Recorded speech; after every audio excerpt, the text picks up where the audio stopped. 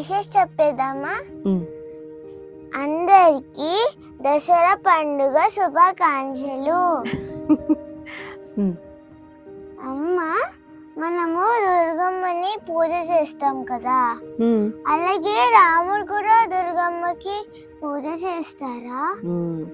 South ఇండియాలో అయితే గనక పెద్దగా ఈ కథ ప్రాచుర్యంలో లేదు, కానీ కలకత్తా వైపు అకాల బోధన అని చెప్పేసి ఒక స్టోరీ చెప్తారు తెలుసా. అంటే ఏంటి, ఇప్పుడు రావణాసురుణ్ణి సంహరించాలి కదా. రావణాసురుడు శివుణ్ణి పార్వతిని బాగా ఉపాసించేవాడు కదా. ప్రతిరోజు సంధ్యావందనం చేసేవాడు, శివుడికి అభిషేకం చేసేవాడు, చాలా పవర్స్ని శివుడికి పార్వతీదేవికి ఆయన పూజలు అవి చేసి తను సొంతం చేసుకున్నాడు. అప్పుడు పార్వతీదేవికి చేసినటువంటి ఒక తపస్సులో ఆయన సక్సెస్ఫుల్ అయ్యి పార్వతీదేవిని ఒక వరం కోరుకున్నాడంట. ఏమని? అమ్మా, నీ పర్మిషన్ లేకుండా నన్ను ఎవ్వరూ చంపకూడదు అని. పార్వతీ మెయిన్ ఎనర్జీ కదా. మరి అలాంటప్పుడు అంత పెద్ద వరం వచ్చేస్తే ఇంకా అది ఎవరైనా ఆపుతారో చెప్పు? ఆపరు కదా. సో ఆ వరగర్వం ఉన్నటువంటి విషయం శ్రీరామచంద్రమూర్తికి తెలిసిందనమాట.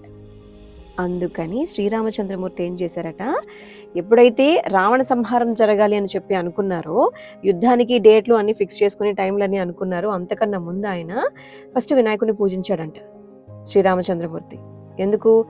గన్ను మామకి దండం పెట్టుకుంటే ఎలాంటి విఘ్నాలు ఉండవు కదా. సో వినాయకుడికి దండం పెట్టుకున్న తర్వాత నవగ్రహాలకి పూజ చేశాడంట. దుర్గాదేవి కోసం అని చెప్పి ఒక ప్రత్యేకమైన పూజ చేశాడంట.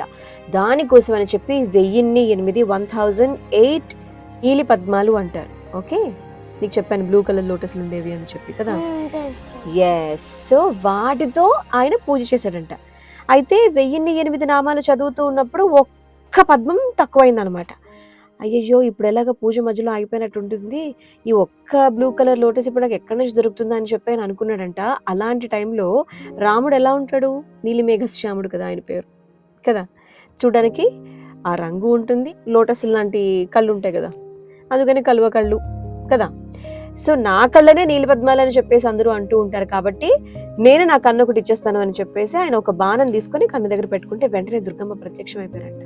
రామా, నేను నీకు చెప్తున్నాను, విజయం నీదే. రావణాసురుడు సంహరించబడతాడు, నువ్వు ఎలాంటి డౌట్ పెట్టుకోకుండా యుద్ధరంగానికి వెళ్ళు, నా ఆశీస్సులు నీ వెంట ఉంటాయి అని చెప్పేసి దుర్గాదేవి బ్లెస్ చేశారంట. సో అలా ఆ సందర్భంలో శ్రీరామచంద్రమూర్తి దుర్గమ్మ తల్లికి పూజలు చేయడం జరిగిందన్నమాట. బాగుందా? ఓకే, మరొక్క మారు నువ్వు నేను ఓ కథ తరపున అందరికీ విజయదశమి శుభాకాంక్షలు.